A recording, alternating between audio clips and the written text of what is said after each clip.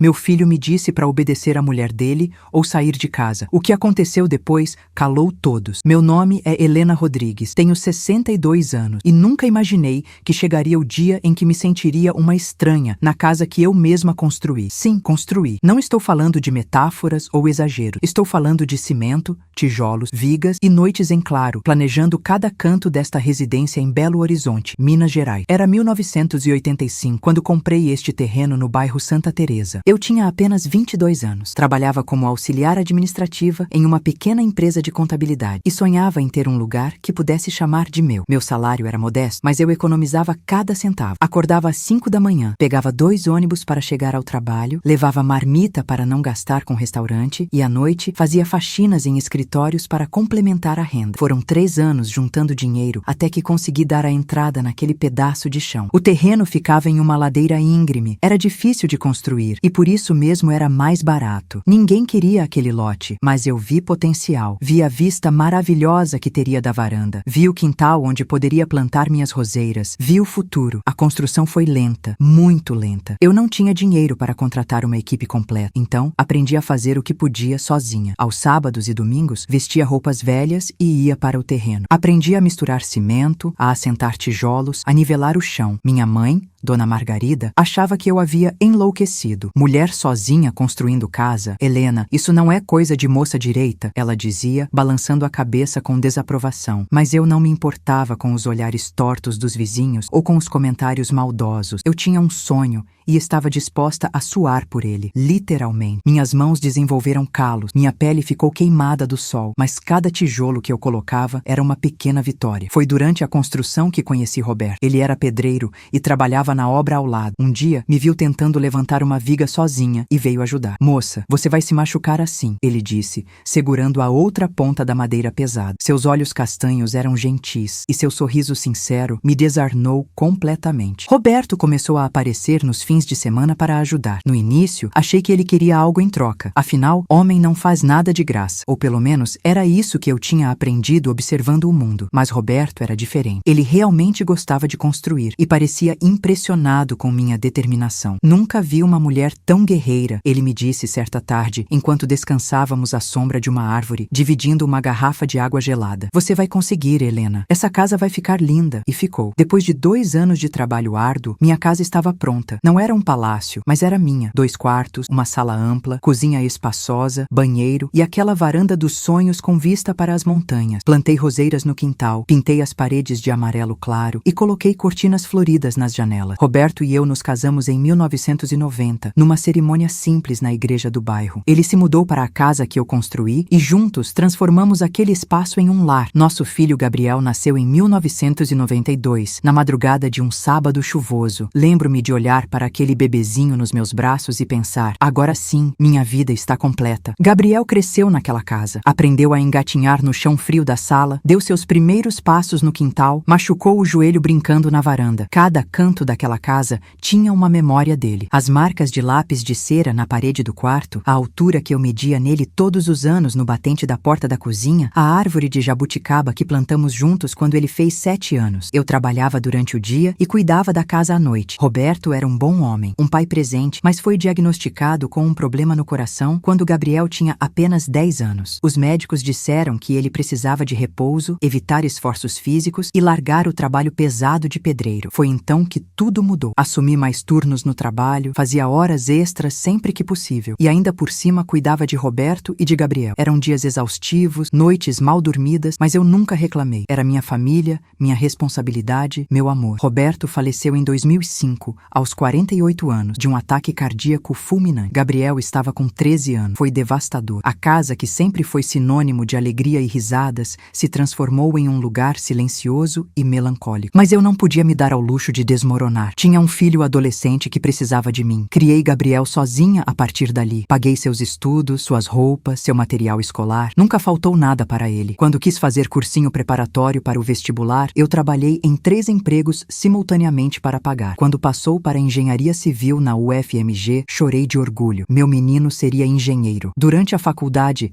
Gabriel conheceu Patrícia. Ela era de uma família abastada de Belo Horizonte. Morava em um apartamento luxuoso no bairro Savassi e tinha tudo o que o dinheiro podia comprar. Quando Gabriel a trouxe para jantar em casa pela primeira vez, percebi imediatamente o olhar dela, avaliando cada detalhe da minha humilde residência. Que casa interessante, ela disse, com um sorriso que não chegava aos olhos. Muito rústica. Tentei não me incomodar. Gabriel estava apaixonado e eu queria que ele fosse feliz. Se Patrícia o fazia feliz, então eu tentaria gostar dela. Mas as coisas não eram tão simples assim. Eles se casaram em 2015, numa cerimônia pomposa que a família dela fez questão de pagar. Eu me senti deslocada no meio de tanta ostentação, mas sorri para as fotos e abracei meu filho, desejando toda a felicidade do mundo para ele. No começo, moraram em um apartamento alugado no centro da cidade. Gabriel tinha conseguido um bom emprego em uma construtora e Patrícia trabalhava como gerente de marketing em uma empresa de cosméticos. Pareciam estar bem, mas em 2020, quando a pandemia chegou, tudo desmoronou. A construtora onde Gabriel trabalhava faliu e ele ficou desempregado. Patrícia também perdeu o emprego. Não conseguiam mais pagar o aluguel. Foi quando Gabriel me ligou, a voz embargada. Mãe, a gente pode ficar na sua casa por uns tempos? Só até eu conseguir outro emprego. Prometo que não vai demorar. Meu coração se partiu ao ouvir o desespero na voz do meu filho. É claro que eu disse sim. Era minha casa, sim, mas também era a casa dele. Ele tinha crescido ali, tinha suas memórias ali. Como eu poderia negar abrigo ao meu próprio filho? Claro, meu amor. Podem vir. Sempre haverá espaço para vocês aqui. Eu disse, sem imaginar que aquela decisão mudaria minha vida de formas que eu jamais poderia ter previsto. Eles chegaram numa tarde de domingo, com malas e caixas. Patrícia mal conseguia esconder a expressão de desagrado ao entrar na casa. Vamos ter que ficar aqui? Ela sussurrou para Gabriel, mais alto o suficiente para que eu ouvisse. Fingi não ter escutado. Abracei meu filho, preparei um almoço especial e os ajudei a acomodar suas coisas no quarto de Gabriel, o mesmo quarto onde ele havia dormido durante toda a infância e adolescência. É temporário, mãe, Gabriel repetiu,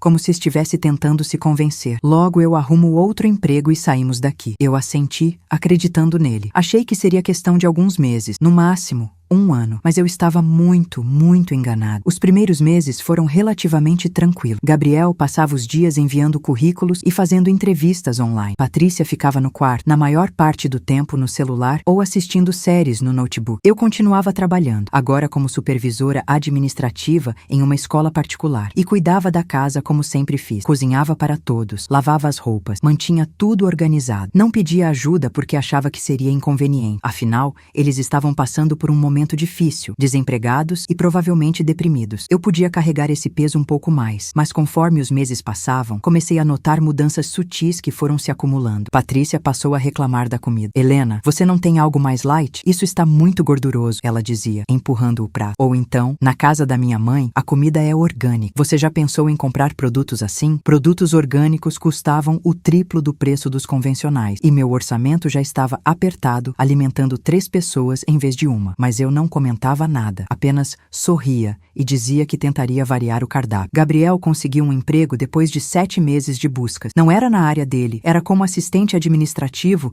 em uma empresa de logística, com um salário bem menor do que ele ganhava antes. Mas era um emprego, e isso era o que importava. Agora sim as coisas vão melhorar, eu pensei, aliviado. Imaginei que logo eles juntariam dinheiro e voltariam a ter sua própria casa. Mas Patrícia não trabalhava. Quando eu gentilmente sugeri que ela também procurasse algo, mesmo que fora da área dela, ela me olhou como se eu tivesse dito a maior absurdidade do mundo. Helena, eu tenho qualificações. Não vou trabalhar em qualquer lugar. Estou esperando uma oportunidade à altura do meu currículo. Ela respondeu, altiva. Meses se passaram. Gabriel trabalhava e entregava todo o salário para Patrícia administrar. Eu nunca perguntava sobre as finanças deles, não era da minha conta, mas notei que eles não mencionavam mais sobre procurar um lugar para morar. Um dia, aproximadamente 1 ano depois de terem se mudado para minha casa, ouvi uma conversa entre eles no quarto. A porta estava entreaberta e eu passava pelo corredor quando as vozes me fizeram parar. Gabriel, por que a gente deveria sair daqui? Não pagamos aluguel, sua mãe cozinha e limpa tudo. Não temos despesas. Estamos juntando dinheiro. Por que jogar isso fora? Dizia Patrícia. Amor, mas essa é a casa da minha mãe. A gente não pode abusar da hospitalidade dela para sempre. Gabriel respondeu, a voz hesitante. Hospitalidade? Gabriel, essa casa também é sua por direito. Você cresceu aqui, é filho dela. Ela tem a obrigação de ajudar você. E sinceramente, o que ela vai fazer com uma casa dessas toda para ela? É grande demais para uma pessoa só. Meu coração apertou ao ouvir aquelas palavras. Mas o que me doeu mais foi o silêncio de Gabriel. Ele não rebateu, não defendeu minha autonomia, não disse que eu tinha o direito de viver sozinha na minha própria casa. Simplesmente ficou em silêncio. A partir daquele dia, a dinâmica mudou. Patrícia começou a agir como se fosse a dona da casa. Reorganizou a cozinha sem me perguntar, colocando as coisas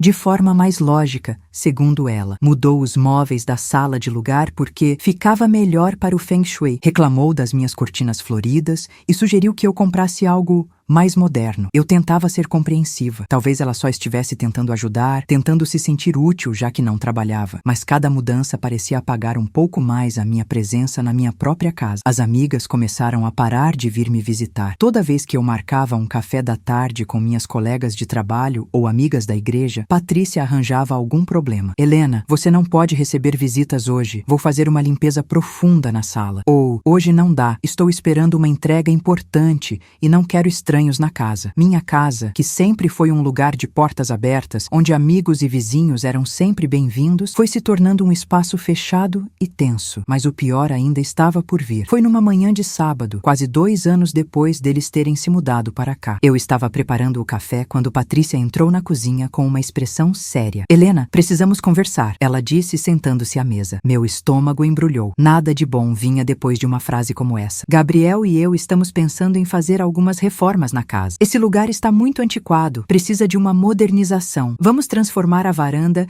em um escritório fechado para Gabriel trabalhar. Vamos reformar a cozinha, trocar os pisos. Eu a interrompi, incrédula. Reformas? Patrícia, essa é a minha casa. Eu não quero fazer reforma. Ela suspirou, como se estivesse lidando com uma criança teimosa. Helena, você precisa entender que as coisas mudam. A casa precisa de melhorias e nós vamos pagar pelas reformas. Então não precisa se preocupar com isso. Não é uma questão de dinheiro. Minha voz saiu mais alta do que eu pretendia. É que eu gosto da minha casa do jeito que ela está. Eu construí esta casa. Cada detalhe aqui foi escolhido por mim. Patrícia me olhou com frieza. Foi escolhido há 30 anos atrás, Helena. As coisas evoluem. Você precisa evoluir também. Naquela noite, tentei conversar com Gabriel. Esperei ele chegar do trabalho e chamei-o para conversarmos na varanda. Aquela mesma varanda que Patrícia queria fechar. Filho, eu preciso falar com você sobre a Patrícia. Comecei cuidadosa. Ela está sugerindo reformas na casa, mas eu não quero fazer reformas. Esta casa está bem do jeito que está. Gabriel suspirou, parecendo cansado. Mãe, a Patrícia está só tentando melhorar as coisas. Ela tem bom gosto, entende de decoração? Gabriel, essa é a minha casa, enfatizei, sentindo lágrimas de frustração queimando meus olhos. Eu trabalhei anos para construí-la. Cada tijolo aqui tem o meu suor. Eu não quero que ela seja mudada. Meu filho me olhou com uma expressão que eu nunca tinha visto antes. Uma mistura de constrangimento e irritação. Mãe, você precisa ser mais flexível. Nós moramos aqui também agora. É natural que queiramos deixar o lugar mais confortável para nós. Mas era para ser temporário. As palavras saíram em um grito ahogado. Vocês disseram que iam ficar só até conseguirem se reerguer. Já faz 2 anos. Gabriel se levantou, visivelmente incomodado. Mãe, não comece com isso. Você sabe que a situação está difícil. O meu salário não dá para alugar um lugar decente. E, sinceramente, não vejo por que sairmos. Esta casa é grande. Há espaço para todos. Você está sendo egoísta. Egoísta. A palavra ecoou na minha mente por dias. Eu, que tinha aberto as portas da minha casa,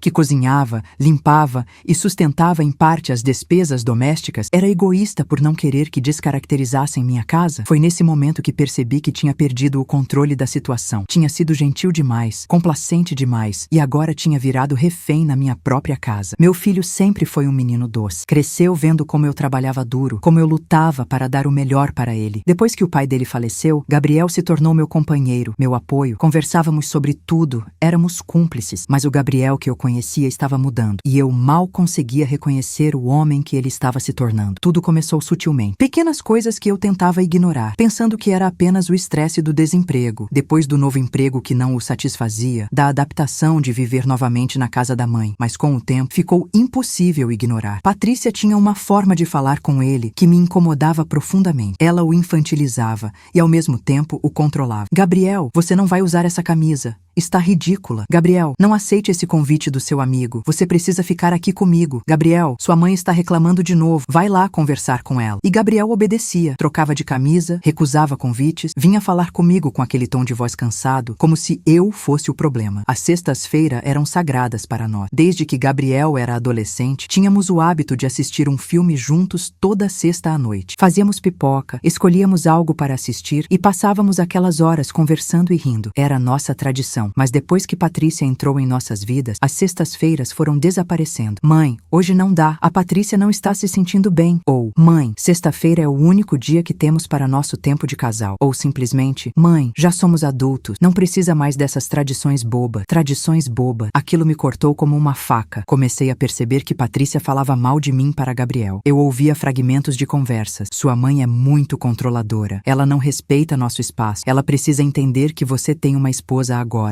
E Gabriel, meu filho que eu criei para ser forte e justo, simplesmente concordava ou ficava em silêncio. Houve um incidente que marcou profundamente essa mudança. Era aniversário da minha irmã Teresa, que mora em Contagem. Ela fez questão de me convidar para um almoço de domingo e eu aceitei animado. Fazia tempo que não via minha irmã e meu sobrinho. Na manhã de domingo, arrumei-me e estava saindo quando Gabriel me parou na porta. Mãe, aonde você vai? Vou almoçar na casa da sua tia Teresa, lembra? É o aniversário dela. Gabriel franziu a testa. Mas a Patrícia estava contando com você aqui. Ela queria fazer uma paella hoje e precisa de ajuda na cozinha. Olhei para meu filho, confusa. Gabriel, eu avisei há uma semana que iria no aniversário da sua tia. Patrícia sabe disso. Mãe, não seja assim. A Patrícia é sua nora. Ela também é sua família. Você não pode cancelar o compromisso com ela para ir na casa da tia Teresa? Fiquei sem palavras. Estava sendo solicitada, quase ordenada, a cancelar o aniversário da minha própria irmã para ajudar minha nora a cozinhar um prato que ela escolheu fazer? Gabriel, eu não vou cancelar. Já confirmei presença. E além do mais, Patrícia é perfeitamente capaz de fazer uma paella sozinha ou com sua ajuda. O rosto de Gabriel endureceu. Tudo bem, mãe. Vá então. Mas depois, não reclame que a Patrícia não gosta de você. Você está criando esse distanciamento. Fui ao aniversário da minha irmã, mas não consegui aproveitar. Fiquei o tempo todo pensando na conversa com Gabriel, nas palavras dele ecoando na minha cabeça. Quando voltei para casa no fim da tarde, a casa estava em silêncio sepulcral. Gabriel e Patrícia trancados no quarto, me ignorando. Esse tipo de situação começou a se repetir. Qualquer coisa que eu fizesse que não agradasse Patrícia, Gabriel vinha cobrar. Se eu comprasse uma marca de café que não era a preferida dela, Gabriel reclamava. Se eu assistisse televisão na sala e o volume incomodasse Patrícia, Gabriel pedia para eu baixar ou ir assistir no meu quarto. Se eu convidasse alguém para vir à minha casa, tinha que pedir permissão primeiro. Permissão. Na minha própria casa. Um dia, estava regando minhas roseiras no quintal quando ouvi Patrícia falando ao telefone na varanda. Ela não sabia que eu estava ali. Mãe, não aguento mais viver nessa casa velha com essa velha chata. Ela dizia, a voz ríspida. Sim, a Helena. Ela é insuportável. Fica reclamando de tudo. Não nos dá liberdade nenhuma. Eu sei, mãe, mas o Gabriel não tem coragem de colocar ela no lugar dela. Eu estou trabalhando nisso, pode deixar. Logo essa casa vai ser nossa e a velhota não vai ter mais voz aqui. Meu corpo inteiro tremeu. Senti minhas pernas fraquejarem e tive que me segurar na árvore de jabuticaba para não cair. Aquela mulher estava planejando tomar minha casa e Gabriel sabia disso. Entrei pela porta dos fundos, silenciosamente, e fui direto para o meu quarto. Tranquei a porta, sentei na cama e finalmente permiti que as lágrimas caíssem. Chorei como não chorava há anos. Chorei pela traição, pela humilhação, pela sensação de estar sendo expulsa da casa que eu construí com minhas próprias mãos. Mas as lágrimas eventualmente secaram e algo dentro de mim mudou naquele dia. Uma determinação cresceu onde antes havia apenas resignação e tristeza. Eu tinha construído aquela casa sozinha, tinha criado meu filho sozinha, tinha enfrentado viuvez e dificuldades financeiras sozinha. Não seria agora, aos 62 anos, que eu me deixaria ser manipulada e expulsa do que era meu por direito. Comecei a prestar mais atenção nas coisas. Percebi que Patrícia estava sistematicamente me isolando. Ela tinha conseguido acesso às minhas redes sociais sob o pretexto de ajudar a melhorar meu perfil e tinha bloqueado algumas das minhas amigas. Ela interceptava telefonemas, dizia que eu não estava quando era alguém que ela não aprovava. Ela tinha até convencido Gabriel a mudar a senha do Wi-Fi e não me dar a nova senha, dizendo que eu usava a internet demais e deixava a conexão lenta. Era abuso psicológico. Eu estava sendo gradualmente apagada da minha própria vida e meu filho era cúmplice disso. Tentei uma última vez ter uma conversa séria com Gabriel. Esperei um dia em que Patrícia tinha saído para ir ao shopping com a mãe dela. Filho, senta aqui. Precisamos conversar, disse. Pate em um lugar ao meu lado no sofá. Gabriel sentou, mas seu corpo estava estava tenso, defensivo. O que foi, mãe? Respirei fundo. Gabriel, o que está acontecendo com você? Você não percebe como a Patrícia está te manipulando? Como ela está me tratando? Lá vem você de novo, mãe. Gabriel revirou os olhos, sempre culpando a Patrícia. Você não consegue aceitar que seu filho cresceu, casou e tem uma esposa. Você não é mais o centro da minha vida. Não é sobre ser centro da sua vida, Gabriel. Minha voz tremeu. É sobre respeito. É sobre empatia. Você cresceu me vendo lutar por tudo que temos. Você sabe o quanto eu trabalhei para construir essa casa, para te criar, para te dar educação. E agora você permite que sua esposa me desrespeite na minha própria casa? Gabriel se levantou, irritado. Minha esposa não te desrespeita. Você que é difícil, teimosa, não aceita mudanças. A Patrícia está sempre tentando melhorar as coisas e você fica resistindo. Você precisa aprender a dividir o espaço, mãe. Isso não é mais só sua casa. Então de quem é? Perguntei, sentindo meu coração acelerar. Gabriel hesitou e nessa hesitação eu vi a verdade. É nossa, minha e da Patrícia. Nós moramos aqui, então é nossa casa também. Vocês não pagam aluguel, não pagam as contas principais, não contribuem para a manutenção da casa. Enumerei, tentando manter a calma. Eu pago tudo. Essa casa está no meu nome. Como pode ser de vocês? Porque eu sou seu filho, Gabriel gritou. E pela primeira vez, eu senti medo dele. Essa casa é minha por herança. Você vai morrer um dia e ela vai ser minha de qualquer jeito. Então qual é o problema de eu já viver aqui como se fosse minha? O silêncio que se seguiu foi ensurdecedor. Olhei para meu filho e vi um estranho. Um homem que estava esperando eu morrer para tomar o que era meu. Um homem que tinha sido totalmente manipulado por uma mulher interesseira. Um homem que eu não reconhecia mais. Sai daqui, sussurrei. O quê? Sai do meu quarto. Agora. Gabriel saiu, batendo a porta. Eu me deitei na cama e olhei para o teto. Aquele mesmo teto que eu tinha ajudado a rebocar 35 anos atrás. E tomei uma decisão. Se eles queriam guerra, teriam guerra. Mas seria nos meus termos. As semanas seguintes foram de uma tensão insuportável. Gabriel mal falava comigo e quando falava era com uma hostilidade mal disfarçada. Patrícia circulava pela casa como se fosse a dona, remanejando coisas, recebendo suas amigas sem me consultar, fazendo comentários passivo-agressivos sobre minha idade, minha aparência, meu jeito. Eu comecei a fazer coisas que nunca tinha feito antes. Documentar tudo. Cada comentário ofensivo, cada situação de desrespeito, cada momento em que me sentia acuada na minha própria casa. Escrevi tudo em um caderno que guardava trancado na gaveta da minha mesinha de cabeceira. Também comecei a procurar ajuda legal. Fui discretamente a um advogado, o Dr. Carlos Mendes, um senhor de uns 60 anos, com um escritório modesto no centro de Belo Horizonte. Contei minha situação, mostrei os documentos da casa, mostrei minhas anotações. Dona Helena, ele disse, tirando os óculos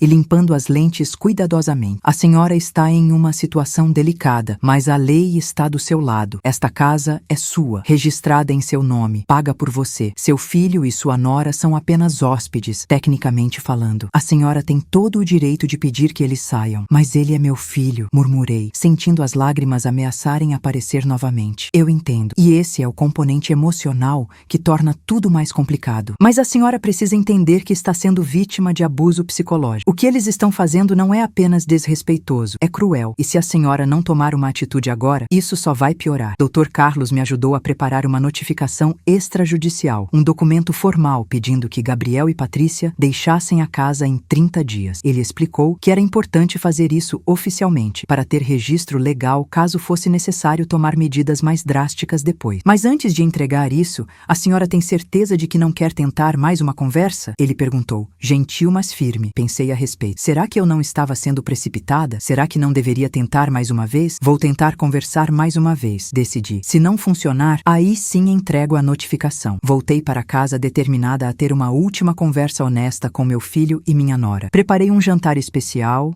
arroz à grega, bife acebolado, o prato favorito de Gabriel quando era criança, feijão, farofa e uma salada. De sobremesa fiz pudim de leite, outra lembrança da infância dele. Quando eles chegaram do trabalho, Gabriel, e do shopping, Patrícia. A casa estava perfumada com o cheiro da comida. Gabriel pareceu momentaneamente nostálgico ao sentir o aroma. Mãe, você fez bife acebolado? Ele perguntou. E por um segundo vi um lampejo do meu menino ali. Fiz. Pensei que poderíamos jantar juntos hoje e conversar. Tem tempo que não fazemos isso. isso? Patrícia torceu o nariz. Helena, eu estava planejando pedir comida japonesa hoje. Você não avisou que ia cozinhar. Foi uma surpresa, respondi, forçando um sorriso. Mas vamos, venham comer. Está tudo pronto. Gabriel pareceu hesitante, olhando para Patrícia como se pedisse permissão. Ela suspirou dramaticamente e disse: Está bem, mas vou comer pouco. Essa comida deve ter muitas calorias. Sentamos à mesa, os três. O silêncio era desconfortável, entrecortado apenas pelo som dos talheres contra os pratos. Então, comecei nervosa. Eu queria conversar com vocês sobre nossa situação aqui em casa. Patrícia largou o garfo. Ah, lá vem. Por favor, me deixe falar. Pedi, tentando manter a voz calma. Vocês estão morando aqui há mais de 2 anos. Eu entendo que foi uma situação de necessidade, que vocês passaram por dificuldades, mas acho que chegou o momento de conversarmos sobre os próximos passos. Que próximos passos? Gabriel perguntou, a voz já defensiva. Gabriel, você tem um emprego estável agora. Já faz meses. Vocês deveriam estar economizando para voltar a ter um lugar de vocês. Essa situação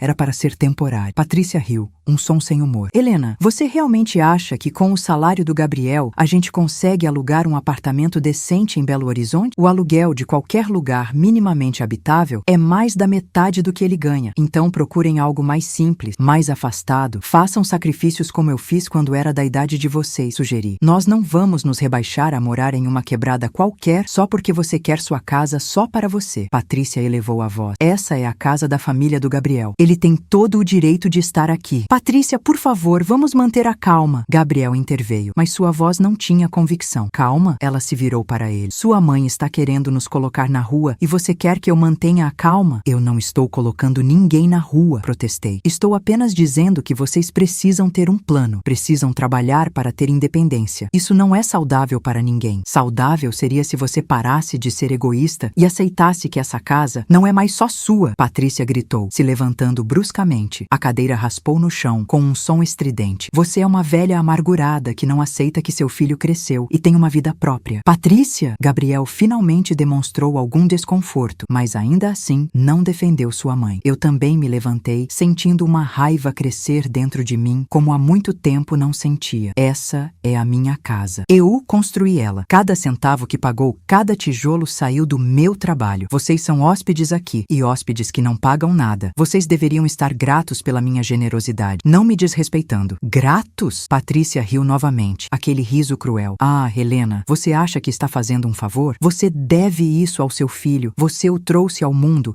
É sua obrigação ajudá-lo. Minha obrigação era criá-lo até ele ser adulto, e eu fiz isso, e fiz muito bem. Dei a ele educação, valores, amor. Agora ele é um homem adulto que precisa ser responsável pela própria vida. Então é isso? Gabriel finalmente falou, e sua voz estava carregada de algo que soou como traição. Você está nos colocando para fora? Olhei para meu filho, para o homem que eu tinha embalado em meus braços quando bebê, que eu tinha consolado durante pesadelos, que eu tinha aplaudido em formaturas e conquistas, e não reconheci nada daquele menino no homem diante de mim. Estou pedindo que vocês sejam adultos responsáveis e busquem sua própria vida, respondi, sentindo as lágrimas queimarem meus olhos, mas me recusando a deixá-las cair. Foi então que Patrícia jogou a cartada final. Ela se aproximou de Gabriel, colocou a mão no ombro dele de forma possessiva e disse com uma voz perigosamente calma: Gabriel, escolhe, ou você coloca sua mãe no lugar dela e deixa claro que essa casa é nossa também, ou eu vou embora. E se eu for, não volto. Meu coração parou. Olhei para Gabriel, esperando... Esperando o quê? Que ele defendesse sua mãe? Que ele mandasse Patrícia parar com aquela manipulação barata? Que ele mostrasse um pingo da integridade que eu tentei ensinar a ele durante toda a vida? Mas Gabriel apenas olhou para o chão, as mãos tremendo ligeiramente,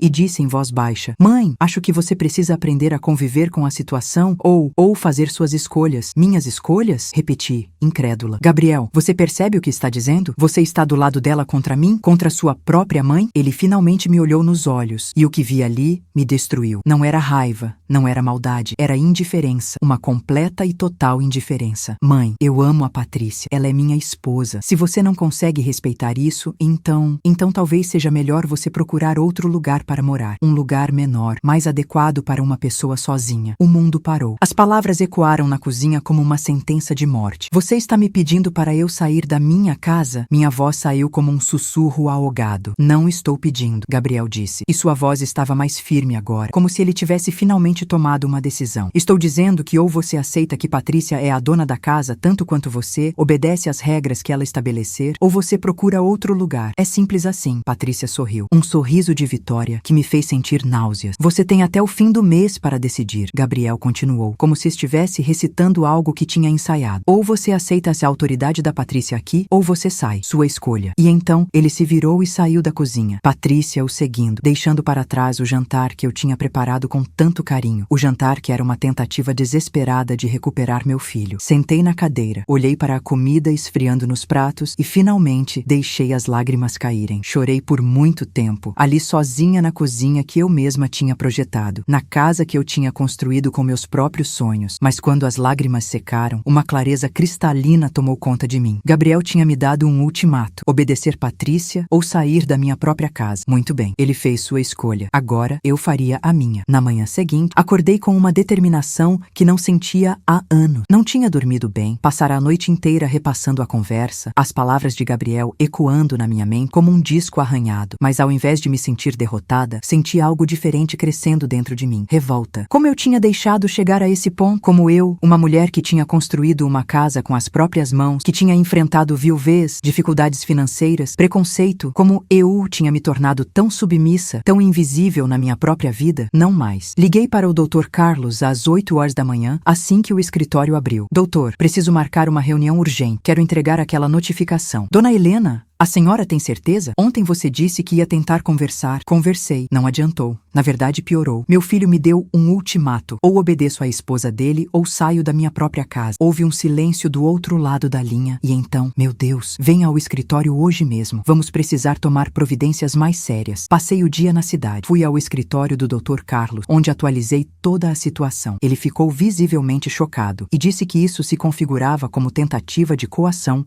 e abuso psicológico. Dona Helena, além da notificação extrajudicial, eu recomendo que a senhora faça um boletim de ocorrência. Precisamos documentar oficialmente o que está acontecendo. Fazer um boletim de ocorrência contra meu próprio filho, a ideia me partia o coração. Mas Dr. Carlos foi firme. A senhora precisa se proteger. Se isso escalar, e geralmente escala, a senhora vai precisar ter toda a documentação possível. Eu já vi casos assim que terminaram muito mal. Pessoas sendo forçadas a assinar documentos, sendo coagidas a transferir propriedades. A senhora precisa estar preparada. Fui à delegacia e fiz o boletim de ocorrência. Foi uma das coisas mais humilhantes que já fiz na vida. Explicar para a policial que estava lá que meu próprio filho estava tentando me expulsar da casa que eu construí, que a nora dele me desrespeitava diariamente, que eu estava sendo vítima de abuso psicológico dentro do meu próprio lar. A policial, uma mulher jovem de uns 30 anos chamada Carla, me olhou com uma compaixão que só piorou minha vergonha. Infelizmente não é incomum, Dona Helena. Muitos idosos sofrem abuso dos próprios filhos. A senhora fez certo em vir aqui. Isso ficará registrado. Idosa. Ela tinha me chamado de idosa. Com 62 anos eu ainda não me via assim, mas legalmente eu já me encaixava nessa categoria. E havia leis específicas para proteger idosos. Tem mais uma coisa, Dr. Carlos disse quando nos encontramos novamente no escritório. A senhora deveria considerar alterar seu testamento. Se algo acontecer com a senhora, do jeito que está agora, Gabriel herda tudo automaticamente. Dado o comportamento dele, a senhora pode querer reconsiderar isso. Mudar meu testamento, deserdar meu filho. A simples ideia me fez sentir fisicamente mal, mas o advogado tinha razão. Gabriel tinha deixado muito claro que estava esperando eu morrer para ficar com a casa. Eu não podia permitir que Patrícia se beneficiasse do meu patrimônio depois de tudo que ela tinha feito. Vou pensar a respeito, disse, ainda não pronta para tomar uma decisão tão drástica. Quando cheguei em casa, já era noite. Gabriel e Patrícia estavam na sala, assistindo televisão. Eles mal olharam para mim quando entrei. Fui direto para o meu quarto, tranquei a porta e organizei todos os documentos que o Dr. Carlos tinha me dado. A notificação extrajudicial estava pronta para ser entregue. Tinha 30 dias legais para entregar pessoalmente ou por oficial de justiça. Decidi que faria pessoalmente. Eles mereciam olhar na minha cara quando recebessem. Mas antes de entregar a notificação, eu queria fazer algo mais. Queria recuperar minha casa, minha voz, minha dignidade. E tinha um plano para isso. Na manhã seguinte, acordei cedo e comecei a reverter todas as mudanças que Patrícia tinha feito na casa. casa. Coloquei os móveis da sala de volta nos lugares originais. Reorganizei a cozinha do jeito que eu queria. Recoloquei minhas cortinas floridas que ela tinha escondido no fundo de um armário. Peguei todas as fotos dela e de Gabriel que tinham substituído as minhas fotos de família e as coloquei no quarto deles. Quando Patrícia acordou e viu o que eu tinha feito,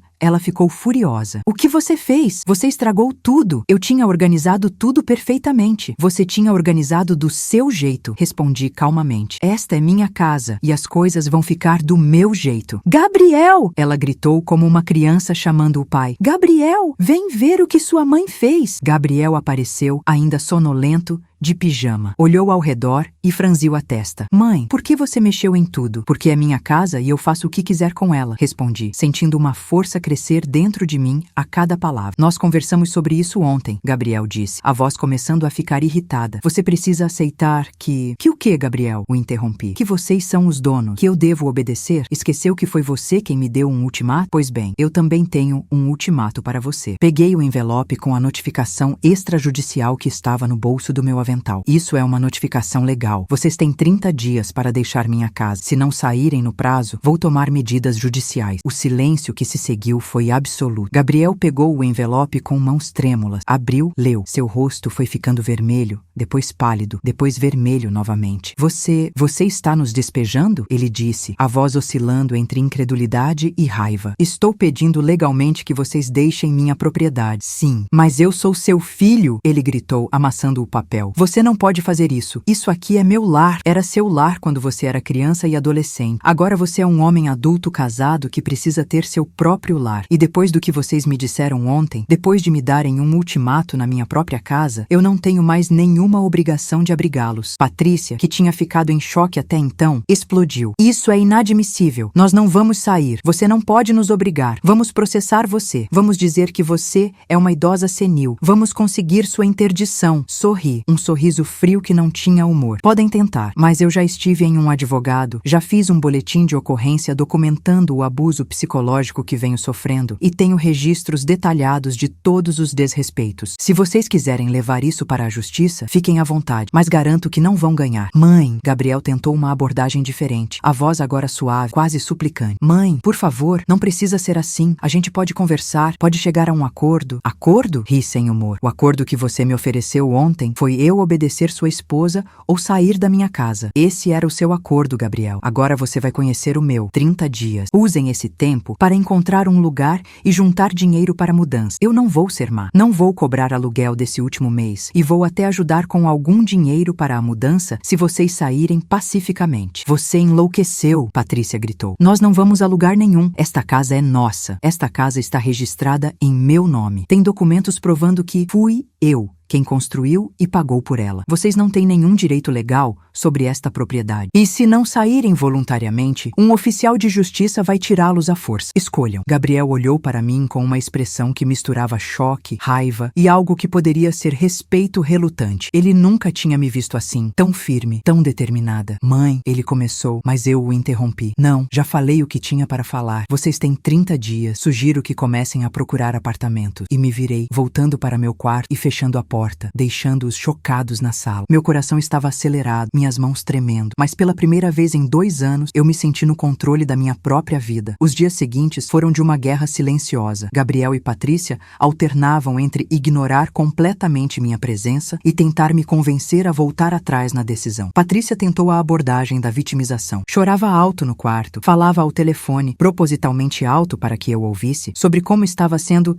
expulsa de casa por uma sogra cruel. Postava mensagens nas redes sociais sobre famílias tóxicas e crueldade de pessoas mais velhas. Descobri depois que ela tinha criado uma narrativa completamente distorcida para os amigos e familiares dela. Segundo a versão dela, eu era uma sogra possessiva que não aceitava o casamento do filho, que fazia de tudo para separar o casal e que agora estava os expulsando de casa por ciúmes e maldade. Comecei a receber ligações de números desconhecidos com pessoas me xingando, me chamando de velha miserável, dizendo que eu iria morrer sozinha e que merecia merecia isso. Tive que mudar meu número de telefone. Gabriel tentou a abordagem da chantagem emocional. Sentava-se na sala quando eu estava lá, suspirava alto, olhava para fotos antigas de nós dois, de quando ele era criança, e murmurava coisas como: nem parece que somos a mesma família das fotos, ou meu pai não teria feito isso comigo. A menção ao Roberto, meu falecido marido, me machucou profundamente. Gabriel sabia que estava mexendo em uma ferida sensível. Uma noite, ele entrou na cozinha enquanto eu preparava o jantar. Eu cozinhava apenas para mim agora. Eles que se virassem com a própria comida. Mãe, eu tenho pensado muito nesses últimos dias. Ele começou, a voz cuidadosa. E eu entendo seu ponto. Nós realmente exageramos. Fomos desrespeitosos com você. Eu sinto muito. Parei de picar os legumes e olhei para ele. Havia sinceridade em seus olhos? Ou era só mais uma manipulação? Continua, disse, sem me comprometer. A Patrícia também está arrependida. Ela sabe que foi longe demais. Nós queremos fazer as coisas direito. Queremos começar de novo. Respeitar sua casa, suas regras. Por favor, mãe, retire a notificação. Nos dê uma chance. Era tentador. Ver meu filho ali, aparentemente arrependido, me pedia para acreditar nele. Mas eu tinha aprendido a ouvir meu instinto e meu instinto gritava: é uma armadilha. Gabriel, se vocês estão realmente arrependidos, não há problema. Vocês podem sair daqui em bons termos, nos reconciliarmos e mantermos um relacionamento saudável de mãe e filho, mas vivendo cada um em sua casa. Mas mãe, nós não temos para onde ir. O aluguel está muito caro. Eu não ganho o suficiente. E vocês acham que foi diferente para mim quando comecei? Gabriel, eu tinha 22 anos, ganhava um salário mínimo e mesmo assim consegui comprar este terreno e construir esta casa. Vocês são dois adultos com escolaridade superior. Se eu conseguir, vocês também conseguem. Não é tão simples assim. É sim. Vocês é que não querem fazer sacrifícios. Querem continuar vivendo confortavelmente às minhas custas enquanto me desrespeitam. Isso acabou. Gabriel mudou de tática rapidamente, o arrependimento se transformando em raiva. Tudo bem, mãe. Se é assim que você quer, ótimo. Mas não venha depois pedir para conhecer seus netos, porque não vai conhecer. Não venha pedir ajuda quando ficar velha e doente, porque não vou dar. Não venha buscar reconciliação quando estiver sozinha e arrependida, porque a porta não vai estar aberta. Cada palavra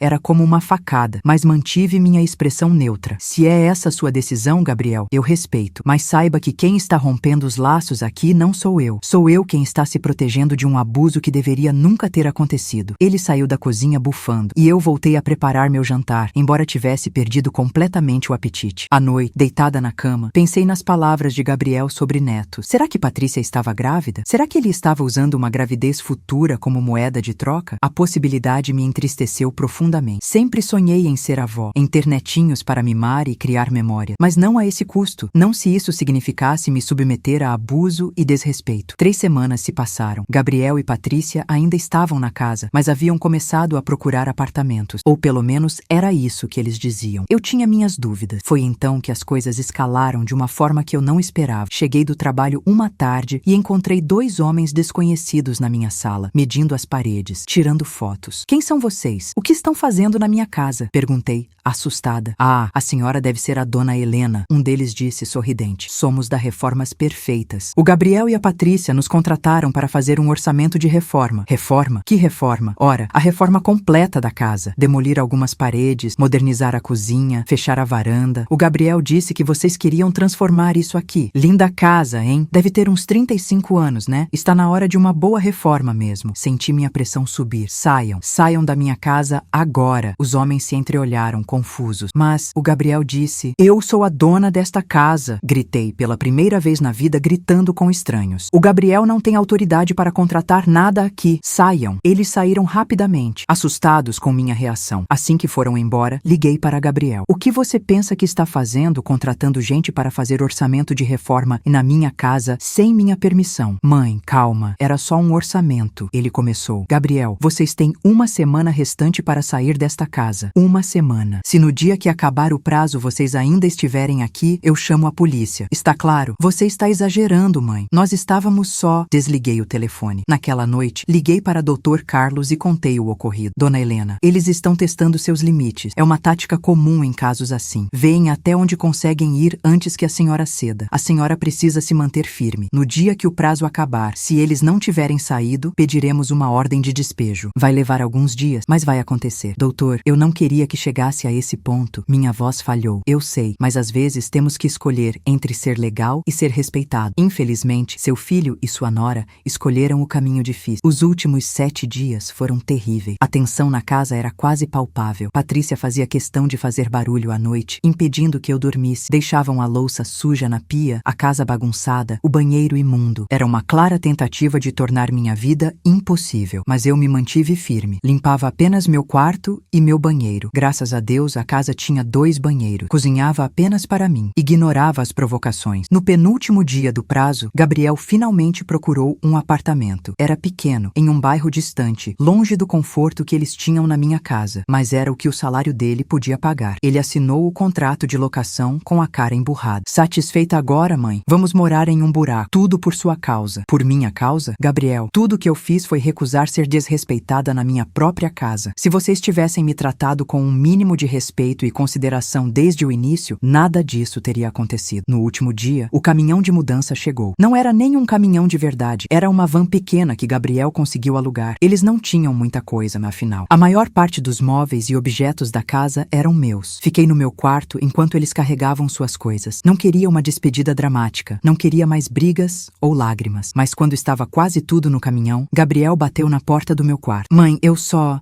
queria dizer que você vai se arrepender disso. Você está abrindo mão da sua família, do seu filho, de futuros netos, tudo por causa de orgulho. Espero que valha a pena. Abri a porta e olhei para ele. Meu filho, meu bebê, que tinha crescido tanto, mas amadurecido tão pouco. Gabriel, eu não estou abrindo mão de nada. Vocês é que escolheram o desrespeito ao invés do amor. Vocês é que escolheram a conveniência ao invés da gratidão. E vocês é que estão abrindo mão de mim. Não o contrário. Minha porta sempre estará aberta, mas apenas para um filho que saiba me valorizar e respeitar. Ele me olhou por um longo momento, parecendo querer dizer algo, mas então apenas balançou a cabeça e foi embora. Ouvi o barulho do caminhão partindo. Ouvi o portão se fechar. E então, silêncio. Caminhei pela casa, olhando cada cômodo. Estava bagunçado, sujo, mas era minha novamente. Só minha. Sentei no sofá da sala e olhei pela janela, para as montanhas que sempre amei contemplar. E então, pela primeira vez em muito tempo, sorri. Os primeiros dias sozinha na casa foram estranhos. Eu tinha esperado sentir alívio imediato, paz instantânea, mas a verdade é que me senti perdida. A casa parecia grande demais, silenciosa demais. Cada cômodo ecoava minhas pisadas, e o vazio deixado por Gabriel pesava mais do que eu imaginava. Passei 3 dias limpando. A casa estava em um estado deplorável depois que eles saíram. Encontrei coisas quebradas escondidas atrás de móveis, manchas nas paredes que precisavam de pintura, o jardim completamente negligenciado. Mas eu limpava com uma espécie de ritual de purificação, como se estivesse removendo não apenas a sujeira física, mas também toda a energia negativa que tinha se acumulado. Minha irmã Teresa foi me visitar no final da primeira semana. Ela chegou com uma marmita de lasanha e um abraço apertado. Helena, você está bem? Fiquei tão preocupada quando você me contou tudo. Estou, Tetê. Estou melhor do que estive nos últimos 2 anos, na verdade. Sentamos na varanda com café e bolo e eu contei tudo nos mínimos detalhes. Teresa me ouviu em silêncio, balançando a cabeça de vez em quando, os olhos marejados. Eu nunca imaginei que o Gabriel fosse capaz disso, ela disse, a voz triste. Aquele menino sempre foi tão doce, tão atencioso. Era, concordei. Mas as pessoas mudam, Tetê. Ou talvez eu nunca tenha percebido que ele tinha essa fraqueza de caráter, essa facilidade de ser manipulado. Você acha que ele vai voltar atrás? Pedir desculpas? Suspirei, olhando para as montanhas ao longe. Não sei. Parte de mim espera que sim, que ele acorde um dia e perceba o que fez. Mas outra parte já se conformou que perdi meu filho. Teresa segurou minha mão. Você não perdeu, irmã. Ele está apenas perdido. Mas você fez o certo. Ninguém merece ser tratado assim, especialmente na própria casa. As semanas foram passando. Voltei à minha rotina normal. Trabalho, casa, igreja aos domingos. Minhas amigas voltaram a me visitar, agora sem a presença intimidadora de Patrícia. A casa voltou a ser um lar acolhedor, mas Gabriel não dava notícia, nenhuma ligação, nenhuma mensagem. O silêncio era ensurdecedor. Parte de mim morria um pouco a cada dia sem contato dele, mas eu me mantinha firme. Tinha feito a escolha certa e não podia voltar atrás. 3 meses se passaram desde que Gabriel saiu de casa. Eu estava no supermercado, comprando mantimentos para a semana, quando o vi. Ele estava no corredor de laticínios, mais magro, com olheiras profundas, a aparência cansada. Nossos olhos se encontraram. Por um momento, ficamos apenas olhando um para o outro, separados por carrinhos de compras e a distância emocional que tínhamos criado. Foi ele quem se aproximou primeiro. Mãe, Gabriel, silêncio constrangedor. Ele mexeu nervosamente nas mãos, olhando para o chão. Como você está? Ele perguntou. perguntou, a voz baixa. Bem, e você? Eu estou... Ele parou e pela primeira vez em muito tempo vi meu filho vulnerável novamente. Os olhos dele encheram de lágrima. Eu estou péssimo, mãe. O apartamento é horrível, pequeno, úmido. A Patrícia reclama o tempo todo. Nós mal conseguimos pagar as contas. Eu trabalho demais e ganho de menos. E eu sinto sua falta. Meu coração apertou. Queria abraçá-lo, dizer que estava tudo bem, que ele podia voltar, mas me mantive firme. Gabriel, você tomou suas decisões. São consequências. Eu sei, mãe. Eu sei. E eu estava errado. Sobretudo, a forma como tratei você, as coisas que falei, o ultimato, foi horrível. Eu me odeio por isso. Você se odeia ou odeia as consequências? Perguntei, gentil, mas direta. Ele me olhou, surpreso com a pergunta. O que você quer dizer? Você se arrepende genuinamente do que fez ou só está arrependido porque agora está enfrentando dificuldade? Gabriel ficou em silêncio por um longo momento. Não sei, mãe. Acho que as duas coisas. As dificuldades me fizeram perceber o quanto eu tinha quando estava na sua casa. Não só a casa confortável, mas você, sua presença, seu carinho, sua comida, tudo. Eu dei valor apenas quando perdi. Pelo menos havia honestidade ali. A Patrícia continua igual? Perguntei. Gabriel desviou o olhar. Ela mudou. Ou talvez eu é que esteja vendo ela de forma diferente. Ela reclama de tudo. Nada nunca está bom o suficiente. E agora que estamos passando dificuldades de verdade, ela não ajuda em nada. Não cozinha, não limpa, passa o dia inteiro no celular reclamando da vida. Você percebe que ela é exatamente como sempre foi? A diferença é que agora você está vendo. Ele assentiu. Miserável. Eu percebo e me sinto um idiota. Respirei fundo. Gabriel, eu te amo. Você é meu filho e sempre será. Mas o que você fez foi imperdoável. Você me deu um ultimato na minha própria casa. Me desrespeitou. Deixou que sua esposa me humilhasse. Escolheu ela contra mim repetidamente. Eu sei, mãe, e não espero que você me perdoe. Mas será que podemos ao menos conversar às vezes? Não estou pedindo para voltar. Não estou pedindo dinheiro ou ajuda. Só queria ter minha mãe de volta na minha vida. Olhei para aquele homem de 33 anos com cara de menino arrependido e senti meu coração amolecer. Podemos conversar, disse finalmente. Mas vai demorar para reconstruir a confiança, Gabriel. Vai demorar muito. Ele assentiu, limpando as lágrimas. Eu entendo. Obrigado, mãe. Trocamos números de telefone. Ele tinha mudado o dele e nos despedimos. Quando cheguei em casa, sentei no sofá e chorei. Chorei de alívio, de tristeza, de esperança. Talvez nem tudo estivesse perdido. Gabriel começou a me ligar uma vez por semana. Conversas curtas no início, sobre banalidades, clima, trabalho. Mas gradualmente, ele começou a se abrir mais. Mãe, a Patrícia está diferente comigo. Ou talvez eu nunca tenha percebido como ela realmente é. O que você quer dizer? Ela é controladora. Verificava meu celular, fica com ciúmes quando converso com qualquer mulher, até colegas de trabalho. E ela gasta dinheiro que não temos em coisas fúteis. Comprou uma bolsa de R$ 3.000 semana passada e agora não temos dinheiro para o aluguel. Eu ouvia, sem julgar, sem dizer eu avisei. Apenas ouvia. Sabe o que é engraçado, mãe? Ela faz comigo exatamente o que fazia com você. Me diminui, me critica,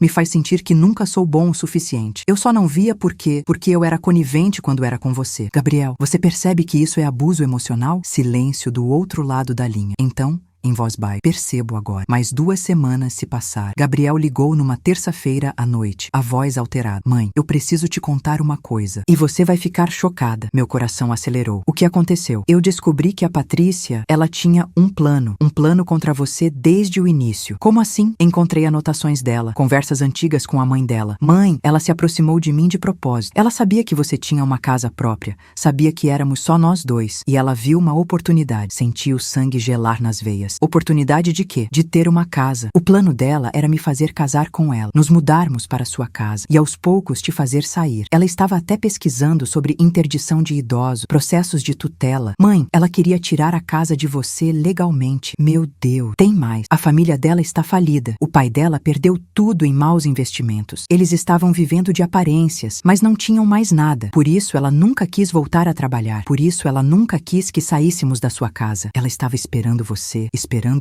Ele não conseguiu terminar a frase, mas eu entendi. Ela estava esperando eu morrer ou ser declarada incapaz para ficar com a casa. Por que você está me contando isso agora, Gabriel? Porque eu não posso mais viver com essa pessoa. Porque eu percebi que sacrifiquei minha mãe, minha integridade, minha honestidade, por uma mulher que só me usou como ferramenta para conseguir o que queria. E por quê? Porque eu quero pedir seu perdão, mãe. De verdade. Não por estar em uma situação difícil, mas porque percebi a enormidade do que fiz. No sábado seguinte, Gabriel apareceu apareceu na minha porta, sozinho, com 2 malas. Mãe, eu me separei da Patrícia, saí do apartamento. Não estou pedindo para morar aqui de novo, mas você tem um sofá onde eu possa dormir por alguns dias? Só até eu organizar minha vida? Olhei para meu filho, realmente olhei. Ele estava diferente. O ar arrogante tinha desaparecido, a postura defensiva tinha ido embora. Ali estava apenas um homem quebrado, humilde, pedindo ajuda. Entre, disse abrindo a porta. Ele dormiu no sofá por 1 semana. Durante esse tempo, conversamos mais do que tínhamos conversado nos últimos 5 anos. Ele me contou tudo. Como Patrícia o manipulava, como ela o fazia sentir culpado por tudo, como ela tinha isolado ele dos amigos e de mim. Mãe, eu estava em um relacionamento abusivo e nem percebia. Eu via você dizendo isso, mas achava que era ciúme de sogra. Só quando virei alvo das mesmas táticas é que entendi. Ele chorou muito naquela semana. Chorou pela relação destruída, pelo tempo perdido, pelo relacionamento comigo que tinha sido tão danificado, mas também trabalhamos juntos. Ele cozinhava comigo, limpava a casa, cuidava do jardim. Não porque era obrigado, mas porque queria contribuir, queria mostrar que tinha mudado. Mãe, eu encontrei um quarto para alugar perto do trabalho. É pequeno, mas é o que posso pagar agora. Vou me mudar semana que vem. Você tem certeza? Pode ficar mais tempo se precisar. Não, mãe. Preciso fazer isso. Preciso aprender a ser independente, a assumir responsabilidade pela minha vida. Mas podemos jantar juntos uma vez por semana? Sorri. Claro que sim, filho. No dia que ele se mudou, ajudei a levar as coisas dele. O quarto era minúsculo, mas limpo e organizado. Gabriel tinha uma expressão de determinação que eu não via há anos. Vou reconstruir minha vida, mãe, do jeito certo dessa vez, e vou te fazer se orgulhar de mim novamente. Eu nunca deixei de me orgulhar de você, Gabriel. Fiquei decepcionada, magoada, mas nunca deixei de te amar ou de ter orgulho de quem você pode ser. 6 meses se passaram desde que Gabriel saiu pela segunda vez, mas dessa vez foi diferente. Ele vinha jantar todo domingo. Trouxe um namorado. Sim, Gabriel se descobriu bissexual durante a terapia que começou a fazer, e eu recebi os dois de braços abertos. Ele estava feliz, genuinamente feliz, de uma forma que nunca esteve com Patrícia. Soubemos que Patrícia tentou processar Gabriel por abandono financeiro, mas o processo foi arquivado quando ficou claro que ela tinha recursos próprios e simplesmente não queria trabalhar. Ela também tentou me processar, alegando que eu tinha direito de visitas à casa, já que ela era nora e tinha morado lá. O processo foi tão absurdo que foi descartado imediatamente. O advogado dela a aconselhou a desistir de qualquer ação legal. A família dela finalmente assumiu publicamente a falência e descobrimos que Patrícia já tinha feito o mesmo esquema com outros namorados antes de Gabriel. Se aproximava de homens com patrimônio, planejava ficar com algo deles. Gabriel não foi a primeira vítima, mas decidiu ser a última a expor o esquema dela. Minha história se espalhou pelo bairro. Algumas pessoas vieram me pedir conselhos, outras vinham desabafar sobre situações parecidas com filhos ou noras abusivas. Virei uma espécie de conselheira informal da comunidade. Numa tarde de sábado, estava no quintal regando as roseiras, quando Gabriel apareceu com seu namorado, Bruno, e uma notícia. Mãe, eu recebi uma proposta de emprego em São Paulo. É uma ótima oportunidade, salário muito melhor, possibilidade de crescimento. Meu coração apertou. Meu filho ia embora. Isso é maravilhoso, filho. Estou tão orgulhosa de você, mas eu não vou aceitar. Como assim? Por quê? Porque você está aqui, mãe. E eu já perdi tempo demais longe de você. Brigado com você. Não vou cometer o mesmo erro de novo. Lágrimas encheram meus olhos. Gabriel, você não pode abrir mão de uma oportunidade por minha causa. Não é só por você, mãe. É por mim também. Aprendi que família é importante, que raízes são importantes. E além disso, ele sorriu. Estou estudando para abrir minha própria empresa aqui. Pequena no início, mas é meu sonho. 3 meses depois, Gabriel abriu sua pequena empresa de consultoria em engenharia. No dia da inauguração, fiz questão de estar lá, com um buquê de flores e um bolo que fiz especialmente para a ocasião. A placa na entrada dizia: Rodrigues Consultoria, construindo com integridade. Mãe, o nome Rodrigues é por você, por tudo que você me ensinou sobre construir coisas com as próprias mãos, sobre integridade, sobre nunca desistir. Abracei meu filho, chorando de orgulho. Hoje, quando olho para trás, para aquele dia terrível em que recebi um ultimato do meu próprio filho, percebo que foi necessário. Doloroso, mas necessário. Às vezes, precisamos nos quebrar completamente para nos reconstruirmos mais fortes. Gabriel está prosperando. Sua empresa está crescendo. Seu relacionamento com Bruno é saudável e feliz. E nossa relação é melhor do que nunca foi. Patrícia, soubemos por terceiros que ela se casou novamente com um homem mais velho e rico. Espero que ele tenha mais sorte do que Gabriel teve. Quanto a mim, continuo na minha casa, aquela que construí com minhas próprias mãos. Mas agora ela voltou a ser o que sempre deveria ter sido. Um lar cheio de amor, respeito respeito e dignidade. As pessoas do bairro comentam sobre a história da Dona Helena. Alguns me chamam de corajosa, outros de dura. Mas eu sei a verdade. Não fui corajosa, fui necessária. Não fui dura, fui firme. E quando Gabriel me perguntou, meses depois de tudo ter passado, se eu me arrependia de ter dado a notificação de despejo, olhei para ele e respondi com certeza absoluta: não, porque foi isso que salvou você. Te salvou de um casamento abusivo, te salvou de uma vida de mentiras e te salvou de se tornar alguém que você não era. Às vezes, amor de mãe significa deixar o filho cair para que ele aprenda a levantar sozinho. E ele entendeu. Hoje, todo domingo, minha casa se enche de risos novamente. Gabriel,